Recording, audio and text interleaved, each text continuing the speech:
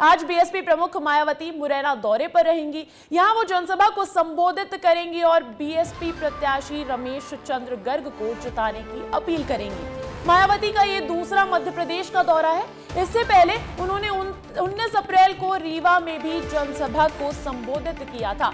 तो देखिए, जहां बीएसपी ऐलान कर चुकी है कि इस बार मध्य प्रदेश में टक्कर देगी चुनावी मैदान में, तो उसी सिलसिले में अब बीएसपी प्रमुख मायावती का ये मुरैना दौरा है। यहां से वो अपने प्रत्याशी रमेश चंद्र गर्ग के पक्ष में माहौल बनाती नजर आएंगी, जनसभा को संबोधित करने वाली है। और मध्य प्रदेश की अगर मैं बात करूं तो मध्य प्रदेश का उनका ये दूसरा दौरा है। इससे पहले वो रीवा में भी अपना पक्ष रख चुकी हैं। और अब इस खबर पर अधिक जानकारी के साथ जुड़ गए हैं मेरे सहयोगी सूरज तिवारी। सूरज, आज बीएसपी प्रमुख मायावती का मुरैना दौरा है। कहीं ना कहीं मुरैना की सीट पर मुकाबला त्रिकोणीय होता दिख रहा है। ऐसे में क्या असर बीजेपी और कांग्रेस पर पड़ सकता है?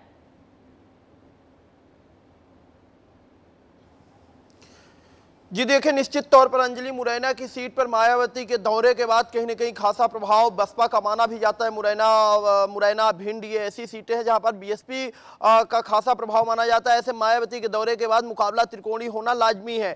आपको बता दें, आज मायावती, जो बसपा सुप्रीमो मायावती है, उनका दौरा है मुरैना पे। और मुरैना वो लगभग 12 बजे आएंगी। दोपहर 12 बजे में वो जो बसपा के प्रत्याशी रमेश गर्ग हैं, उनके लिए सभा को संबोधित करेंगी और वोट मांगेंगी। लेकिन जिस तरह से मुरैना पे मुकाबला त्रिकोणीय होता हुआ नजर आ रहा है, उसका कारण यह भी है कि रमेश गर्ग जो कांग्रेस में थे, कांग्रेस छोड़कर बसपा में गए, बसपा ने उन्हें चुनावी मैदान में उतार दिया।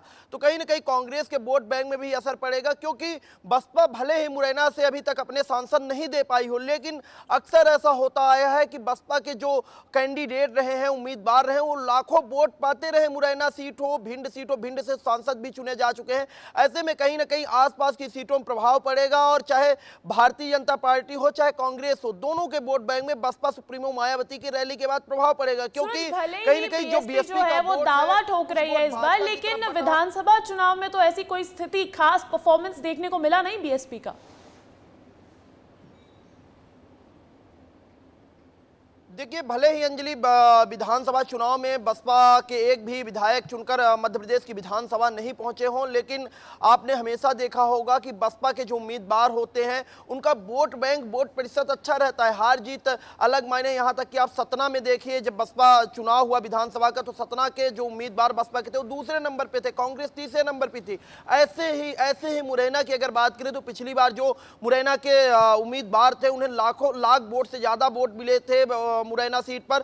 इसी तरह इस बार भी चुनाव है। रमेश गर्ग वहां से जो है बसपा के प्रत्याशी हैं, शिवमंगल सिंह तोमर भाजपा के हैं, वहीं नीटू सिकरवार कांग्रेस से हैं। तो मुकाबला त्रिकोणीय होता हुआ नजर आ रहा है। और खासतौर पर जब चुनाव नजदीक है, मुरैना सीट पे चुनाव नजदीक है, इससे पहले प्रधानमंत्री नरेंद्र मोदी ने वहां जनसभा की, अब राष्ट्रीय स्तर की नेता बसपा सुप्रीमो मायावती की जनसभा